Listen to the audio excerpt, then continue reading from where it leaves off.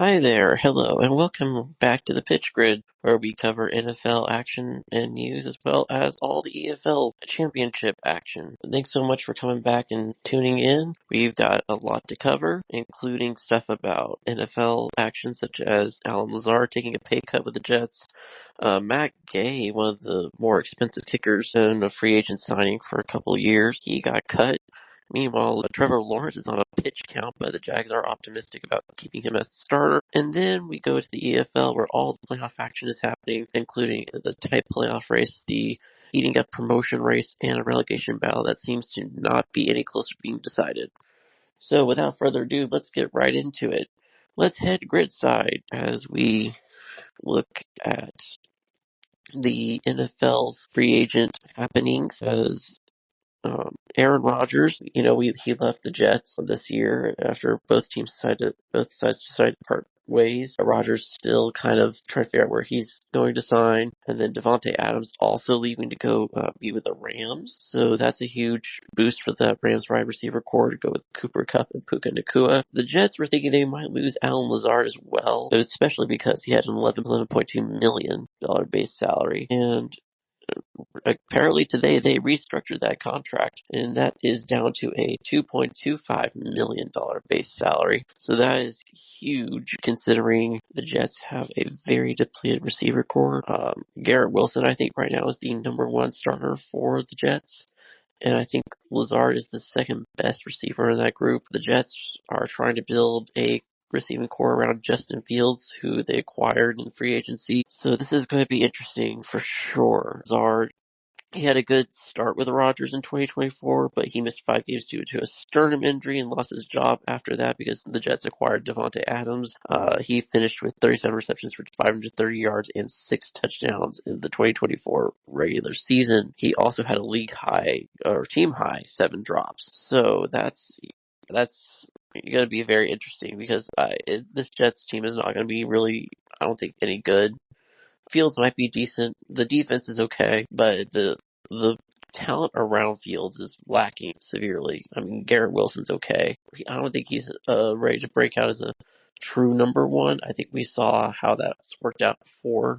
And Lazard is a decent number 3, I would say. In my opinion, he's not a great number 2. I know the Packers tried him out as a number 1. He just didn't work out there.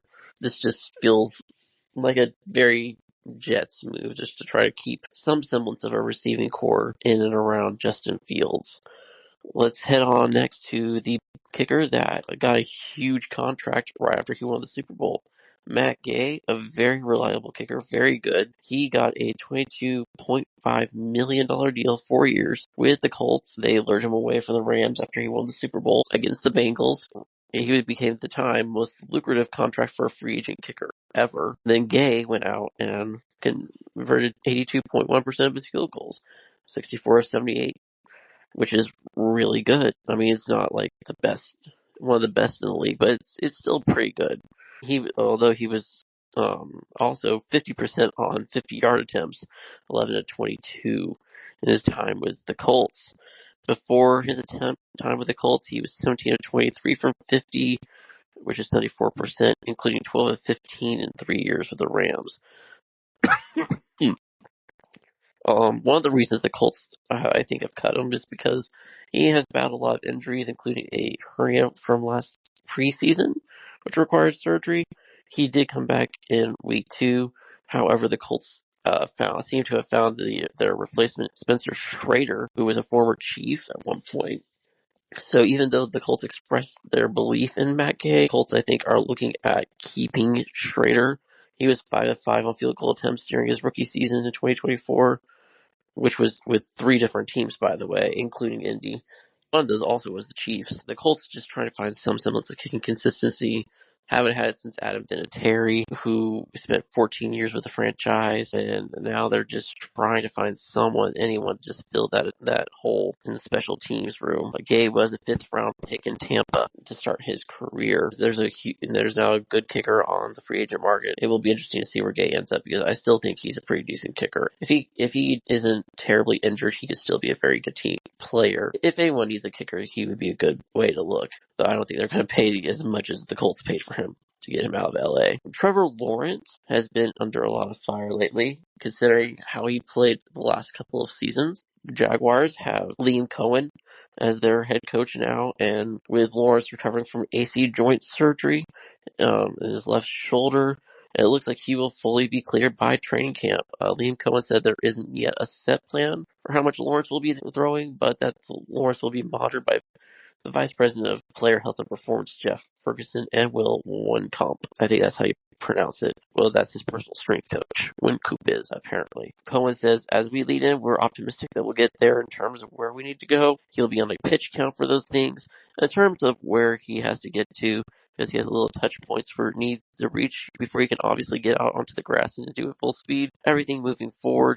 He feels really good right now, so excited about that. The Jaguars brought Cohen in to help revitalize the star Clemson product, who was considered by many to be a generational talent coming out of Clemson, winning a national title in the process, I believe. So this is, a move that needs to work out for Trevor Lawrence. If it doesn't, he might be considered a bust. I mean, considering he had that one Jaguars team a few years ago, I think it was 2022, where they made the playoffs, lost to the Chiefs in the divisional round, and that was the last time the Jaguars were really good. I think some people would say, oh, well, it's Urban Meyer's fault, potentially, because he had that one wasted season in his rookie year with Urban Meyer, who just had the worst year possible as a head coach. I just tend to think he was a little overhyped. He has some intangibles like his height. He just hasn't shown he's a very accurate passer, and I think that needs to improve if he needs to go to the next level of quarterback play.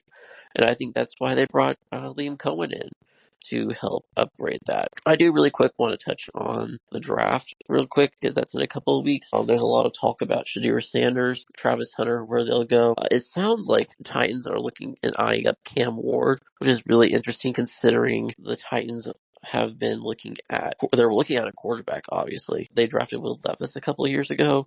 Now they're looking at moving on from the Kentucky product, the Mayo Man. It's a very disappointing way for Tennessee to go out. The thing is, I think there is a big question of if they drafted a Cam Ward, would they be able to have the talent and pieces around him to make him successful? The Titans did add Dan Moore Jr.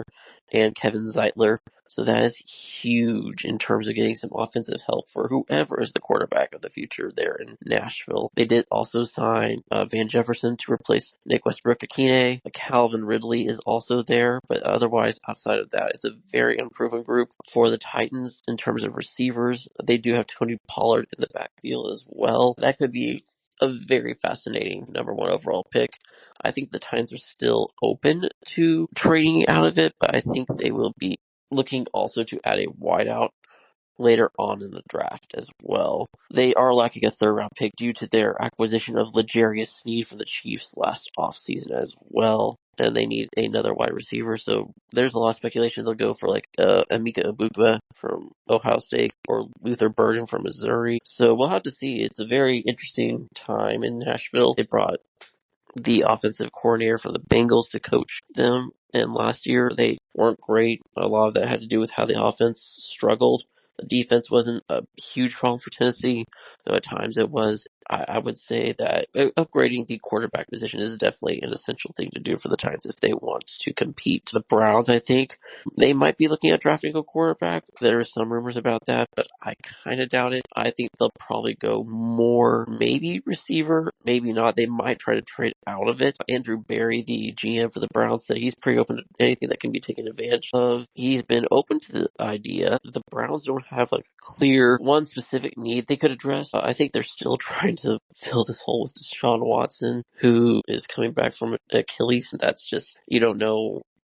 How do you deal with that? They had to plug in with Jameis. I think Jameis was there for a bit, and they had DTR playing and Dorian Thompson Robinson from UCLA. There's no good one pick for the Browns because they have so many holes they need to fill. They could go like Abdul Carter, I think is a decent option to pair him with Myles Garrett. Maybe they go Travis Hunter in a corner or maybe receiver spots, or just depending on where they think their need is.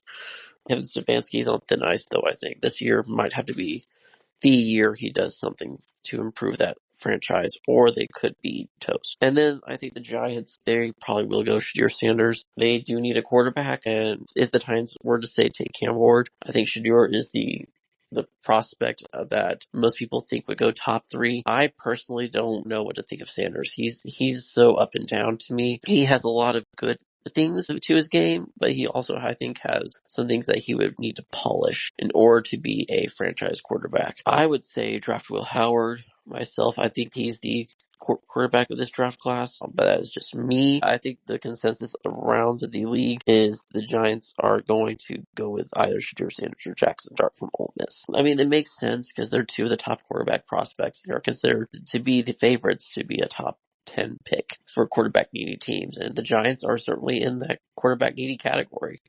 So, watch out for that, I guess. So if you want me to do a full mock draft, I might be able to probably do that later on before the draft starts. Just let me know in the comments below. So let's head pitch side real quick and look at the EFL Championship. This is where a lot of drama is taking place. We have all the races that are looking spicy heading into this week. We did get a couple of additions to the championship for next season. Confirmed Southampton became the first team relegated from the Premier League, so they will be joining the championship next season. They are trying to best the Derby County record for the fewest points in a Premier League. They are already the earliest team to be relegated in Premier League history, and there's a lot more records they could break before they head down here to the championship. And then we had our first promoted team to the championship in Birmingham City after their win over Peterborough over the midweek. So they secured promotion. I think Birmingham are going to also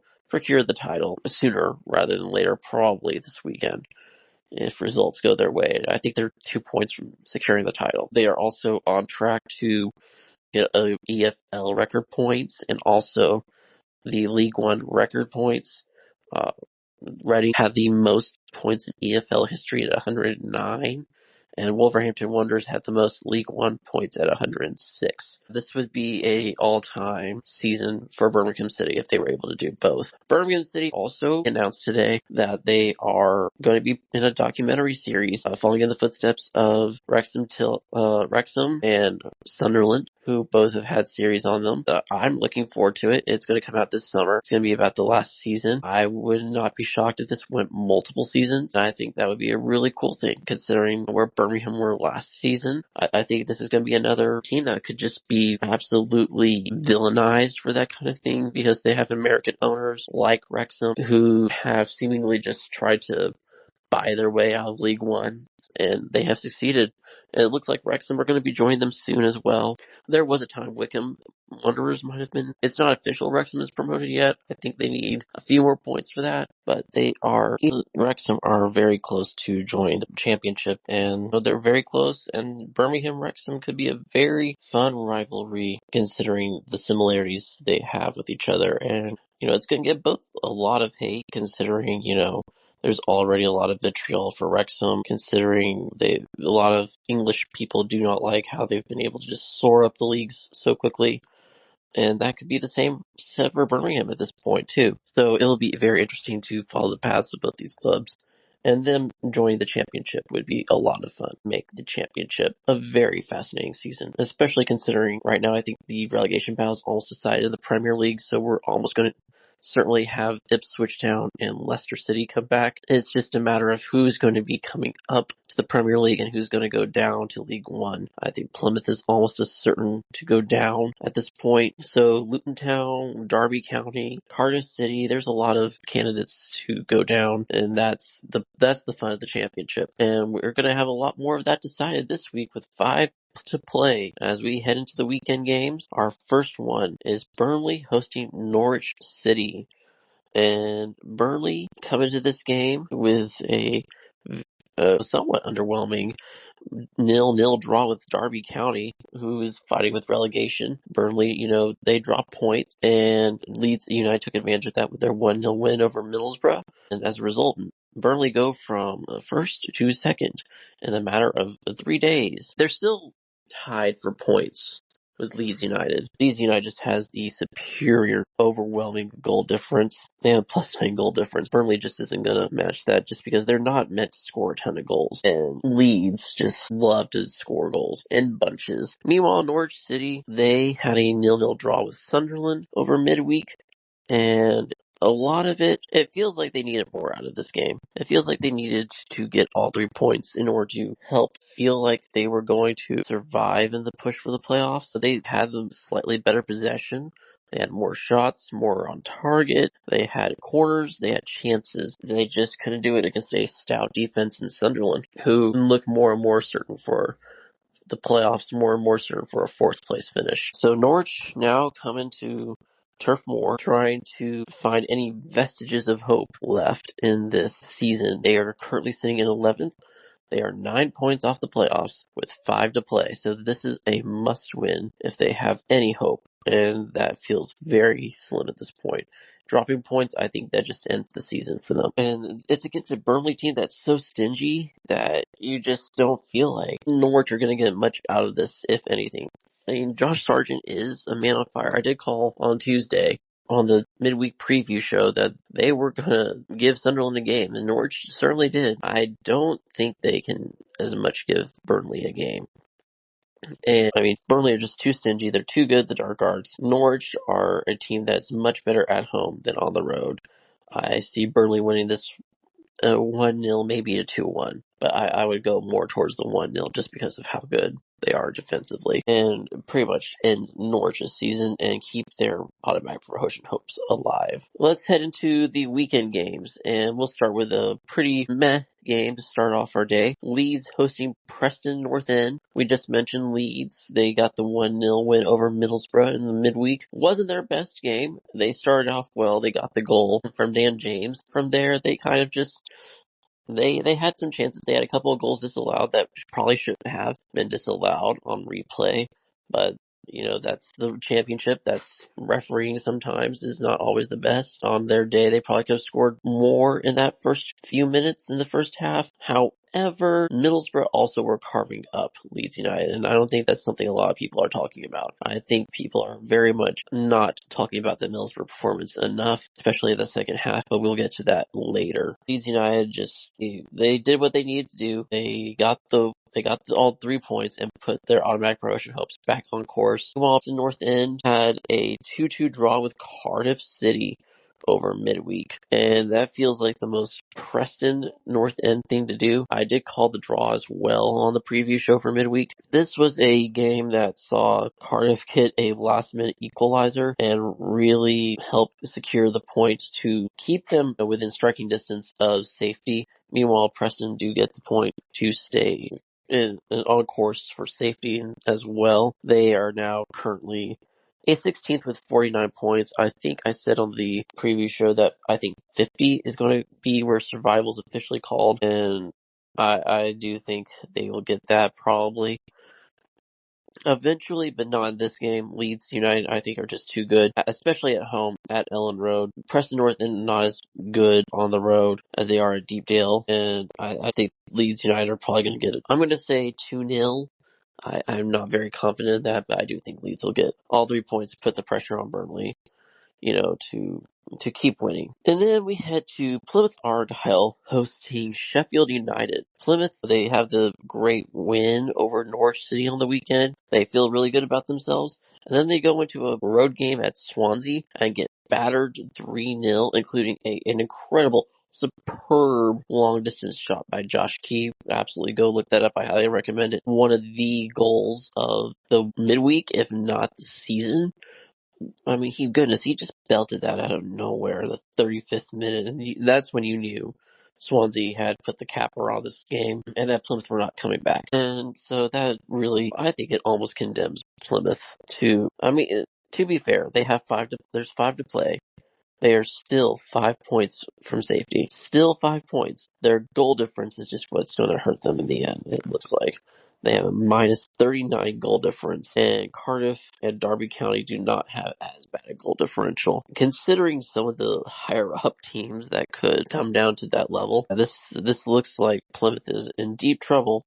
And then they get a team that is, right now, struggling. Sheffield United, they come in to this week with a 3-game stretch, hoping to get comfortable few wins out of this because, coming into this, they had Oxford United, they had Millwall, and then they had Plymouth Argyle. And they would think, oh, we could at least get maybe 9, maybe 7 points out of this and keep humming at the top of the table. But no, instead, they've come in and lost 2 straight to Oxford United on the road, and then they come home and host Millwall and also lose 1-0. And now they head on the road again to Plymouth Argyle, who are desperate for points, desperate for survival, and Sheffield United need the win to keep within touching distance of the automatic promotion race. I don't know what to think, because Sheffield United dominated their game against Millwall.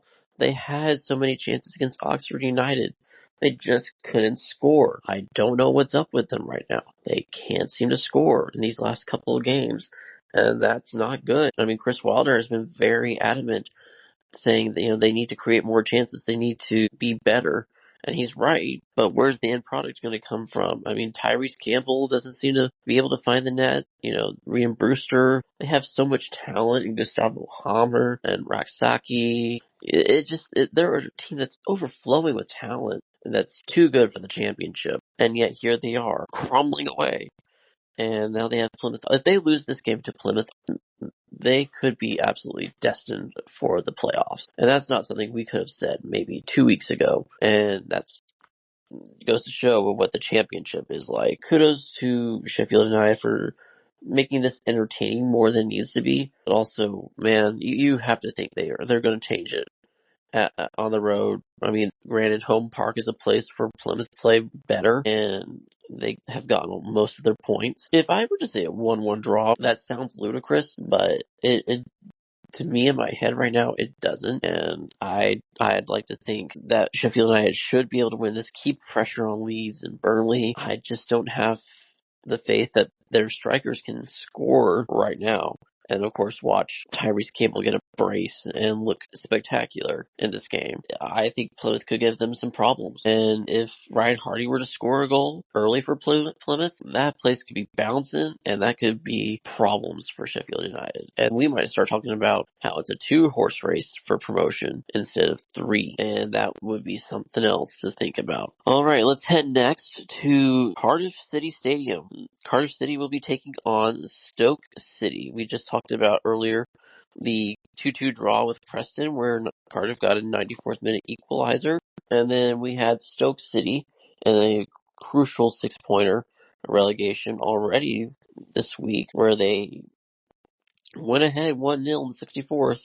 And then Luton Town also got a late equalizer. That seems to be a lot of the storylines from this midweek. A lot of late goals, and that's just fascinating to me. Stoke lose 2 points in a crucial 6-pointer, keeping Luton Town's hopes for possible safety alive. And now you get another relegation 6-pointer where Cardiff and Stoke City are hoping to get something out of this match. Cardiff are still in the relegation zone, but they're on goal difference alone, and they are 2 points behind Stoke City. If they get all 3 points, Cardiff, I think, go out of it, and Stoke I think they might be able to jump into it, depending on other results, obviously. But that would be quite something if Stoke City were to drop into the relegation zone if Cardiff City were to win it. But to me, this feels like a draw. It does. It is going to be at Cardiff City, so anything is possible. I just could easily see this being a 1-1 maybe, or, somehow Cardiff City just ringing in my head that Cardiff City is going to win this. And if they do, that could be something else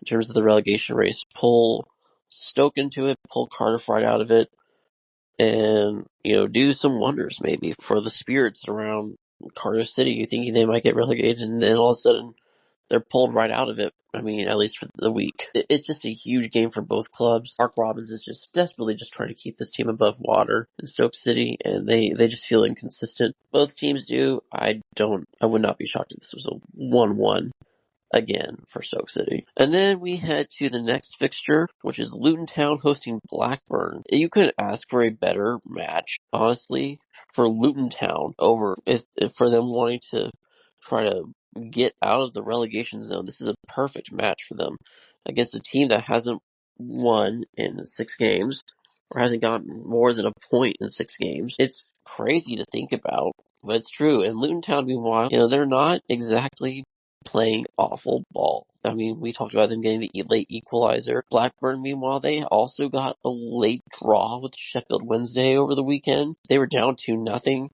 they came back to tie it and get 1 point out of it somehow in the 85th minute from Yuku Ohashi. So the bad vibes derby and now you head to a Luton Town side that is playing better, who is on a 5-game unbeaten run right now. So the question is, do you expect Luton Town? I do think Luton Town could get all 3 points if they can play some better defense than Sheffield Wednesday. I think Luton Town could absolutely get all 3 points and make this a huge relegation development. And if they were to do that, Luton Town might be able to get out of the relegation zone themselves, which would be massive. This would be a fascinating result. I do tend to lean Luton Town in this one, 2-1, something like that, just because I don't have a lot of faith in Blackburn right now, even though they got the comeback against Sheffield Wednesday. It's Sheffield Wednesday. Both teams just have awful, terrible vibes at their club, at their own clubs at the moment. Sheffield Wednesday getting their payments taken care of over last week, and now they're just both trying to find answers. Blackburn, the fans want the club sold. Sheffield Wednesday also want the club sold, but neither's probably going to happen. It's just quite an interesting dynamic there for Blackburn. Meanwhile, Luton Town are on the rise, it seems like. So if somehow Luton Town were to gain all 3 points and survive relegation this season, they might be able to look back on this match and say, hey, this is where we turned it around. This is how we got to safety officially. Portsmouth hosts Derby County. Portsmouth were very unfortunate to get the 1-0 loss at Coventry City over midweek. 94th minute acrobat kick from Janie Peterson in the box.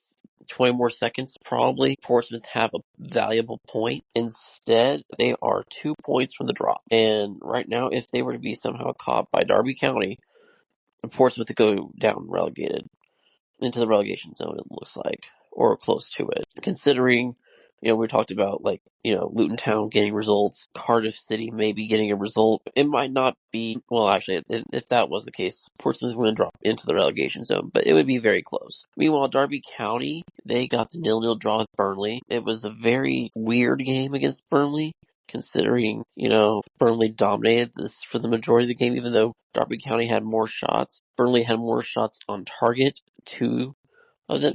It's just Derby County just seems to turn up at weird times and seems to defend better at weird times. So you don't know what to get out of it. You don't know what to expect. I do think Pompey is the better team. They showed they were the better team for the vast majority of that Coventry game.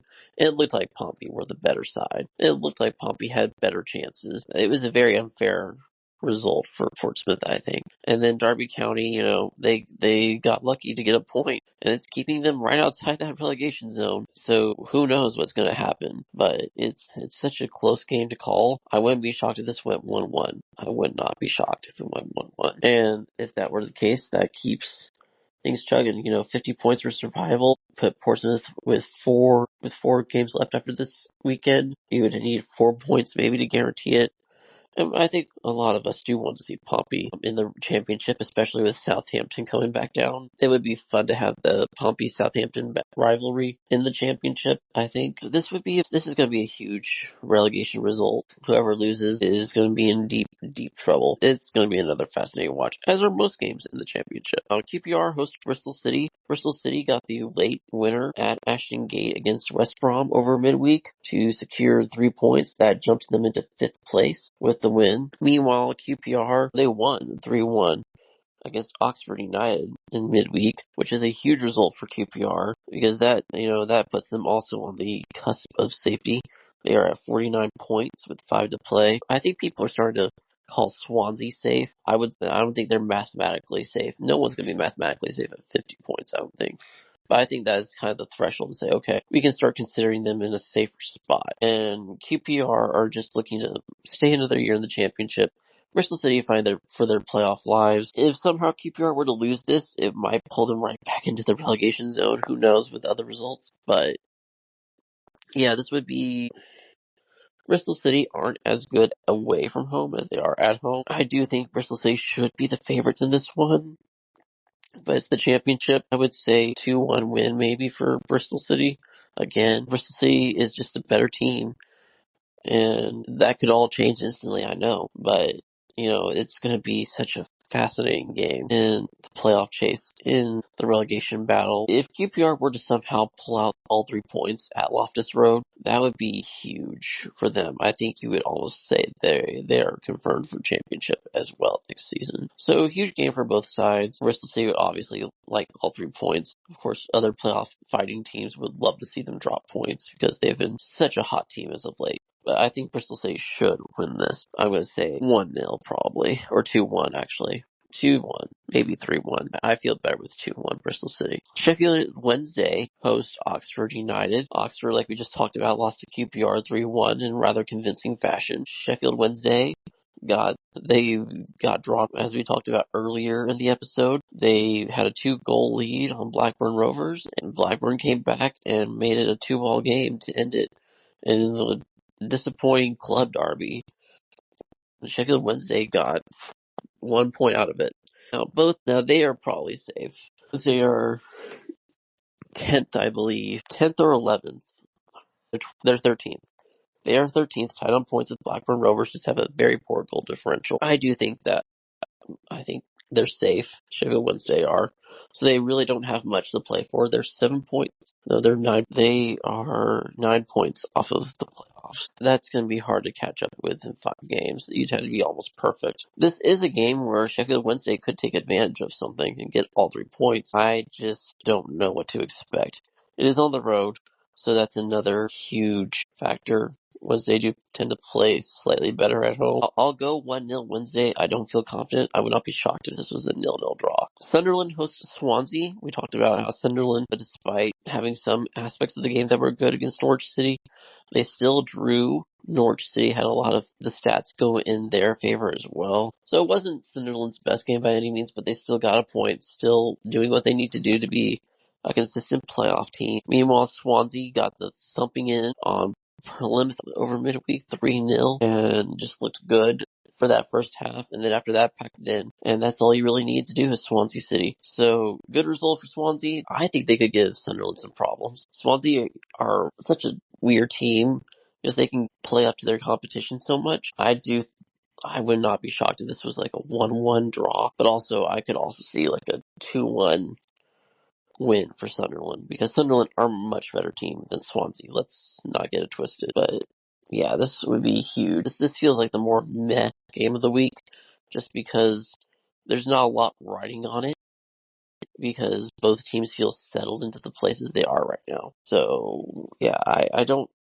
There's not a lot riding on it, but I would probably say a 0-0, a 1-1 or a 2-1 Sunderland win. So yeah, that feels about right to me. West Brom and Watford. West Brom hosting after losing another heartbreaker, their 3rd straight loss in recent weeks, and lost to Bristol City in the final minutes after Jason Malumbi gets sent off. I don't think it was the best challenge for West Brom to get called for a red card. But I don't know if he was on a yellow already. But it was, I don't know if it was a red card worthy-esque challenge, but he got it, and, there's no way to overturn it, and now, I don't know if he's suspended for the match, but yeah, he was shown a straight red, so that's tough. It feels very unfair because I didn't agree quite that the challenge was a red card necessarily, but yeah, here we are, and now they're hosting Watford, who are trying to keep their playoff hopes alive as well. Both teams have a very more or less they have a chance. Watford are 4 points off. West Brom, they're now 5 points off. West Brom are 5 points off, and Watford are 6 points off. So yeah, this is very much a loser of this game is probably eliminated from playoff contention, depending on results elsewhere. But it feels crucial that West Brom get this win if they want to stay in the playoff discussion, because slowly yet surely they're starting to fade out of this with result after result that is negative. And there's a lot of criticism coming Tony Mowbray's way. Even though he's a very respected manager, I think West Brom fans expect a lot more. They expect, especially in a season they've been in the playoffs for most of the year, that they should be able to get something, especially with a new manager. It feels like when Carlos Corberan left, that was a huge contributing factor in just the players just not being able to fit into the new system, should we say, and it just shows. Meanwhile, Watford, over midweek, they were able to get the 1-0 win over, which kept their playoff hopes alive. And it's a huge result for them. They're not out of it yet. I think they lost definitely damages it because I do think there will be other teams getting huge results in the playoffs. But yeah, it feels like a huge 6-pointer. Whoever loses probably is starting to fade out of the playoff contention officially. Whoever that is, it's going to be tough. I would probably hit West Brom just because they're at home. I'm going to say 3-2. It's going to be high scoring slightly, even though that is a lot of West Brom's problem. I think this urgent situation is going to bring out the best in West Brom. And then we move on to the final game in Saturday's docket. Millwall hosting Middlesbrough. And Millwall are on a tear lately. They have now beaten Sheffield United, and they have also they're on a 2-game winning streak after being Pompey and Sheffield United. Meanwhile, Middlesbrough are coming off of a 1-0 loss to Leeds United. Millwall, they looked good for most stretches of this. Josh Coburn had a goal early on. Millwall were just taking advantage of a very sluggish start by Sheffield United. Kind of the same with Middlesbrough. They also got off to a sluggish start. They paid the price for it as Dan James scored in the second minute. Millwall, then after that, just kind of had to hang on because Sheffield United just pelted their goal. Middlesbrough, meanwhile, they responded. They were able to create chances. They just couldn't finish. And that's the problem with Middlesbrough. They cannot consistently finish. If they can find their scoring boots, they have a good chance to make the playoffs. It's just a matter of if. This is a huge playoff 6-pointer. If there is a winner here, they have a huge boost towards getting towards the playoffs because Bristol City have matches that are very favorable for other teams around them to take advantage of. If Millwall were to lose this, let's just say that Middlesbrough get all 3 points. Let's say Bristol City get all their 3 points, and Coventry maybe get all 3 points. Then it's still a 2-point race, and I think with Millwall being 3 points back, that would increase to 6 of the loss. So with 4 to play, they'd have to play almost perfectly and hope results fall their way. I don't know. To me, I feel like people are very much underrating Middlesbrough and how they performed against Leeds United. I think it was a very, very good effort by them. They just were unlucky on another day. They probably win it. Even with the disallowed goals, I think there were chances that Middlesbrough could have maybe got a point out of that. I do think Middlesbrough probably pull out. I'm going to go Middlesbrough 2-1 in this game. Josh Coburn's not playing for Millwall, which I think Middlesbrough fans are very relieved about because, now he doesn't have to smash in a winner against them. They're the loanee they've sent to Millwall over this season, and he's been one of their main scorers, so that would be huge for them. If Middlesbrough pull out all 3 points, playoffs are very much on, and they have fixtures after this that are favorable. They have Plymouth and Sheffield Wednesday after this on the Easter weekend, so that's very helpful for them. So if they can take advantage of this, they will absolutely be in the playoffs until the final day, I think. And Millwall will be too if they win. Yeah, a draw does, I don't think anybody any favors in this game. Both teams, I think, are going to come out hunting for all 3 points, and I just have a feel like Middlesbrough are going to come out winners in this. And then we finally get to our final game of the weekend. It is Hull City hosting Coventry City. Hull City, we saw earlier, have the disappointing loss to Watford over the weekend, midweek. It was a very weird game, I think, in general. Sissoko scored in the 55th minute for Watford. Hull City really had a lot of the ball, a lot of chances. They just couldn't find the net, and on another day, they probably equalized as well. But yeah, and Watford, they get the win. At the same time, Hull City are showing they can perform against better sides, like a Coventry City, who are coming to town. Victor Torp will not be playing. They will not be at the CBS Arena. I do think there is something for Hull in this game, if they find it, because Pompey against Coventry they were the better side for most of that game. Coventry took advantage of one defensive lapse, and I mean, that's of course all you need for in some games. You just need to take advantage of one lapse, and that's all it takes. And that's kind of how Coventry have been all year. They kind of get these late goals. I think it is there for Hull to take something out of this. If they were to draw Coventry somehow, that would be huge in terms of the playoff race or the relegation race, because Hull City are also in that race. They are 2 points currently off of safety. They do not want to be further. They want to be further from that drop. And Hull are a desperate enough team and a good enough team on their day that they could trouble Coventry a lot more than people think. So, do I think they'll win? Maybe. I'm going to call a 1-1 draw. That feels right, because I feel like Coventry will score a goal, probably. But I also think Hull can score too. They have the pieces to do it, and they have the opportunity to, against a Coventry defense that's a little injured. I don't know. It'll be very interesting to see what happens in this one, because this is a huge, huge game in both sides of the race, for the playoffs and for relegation. I just feel like Hull City could probably get something out of this, just because they tend to play up to competition. That feels about right. And with that, we are done previewing the EFL Championship action for the weekend. Thank you so much for stopping by. We definitely appreciate you supporting us in any way. If you're listening on YouTube or on Spotify or on Apple or Amazon, we greatly appreciate your support. The likes, any subscribers that come in are greatly appreciative of you. Please check us out also on our other content. We're posting a lot of short form content that you can enjoy on YouTube, on Instagram. We are also on TikTok. So please just, if you want to follow us there too, we would greatly appreciate it. And we will see you all for the next episode, where we will probably recap all the craziness that has happened in the past weekend. So see you then.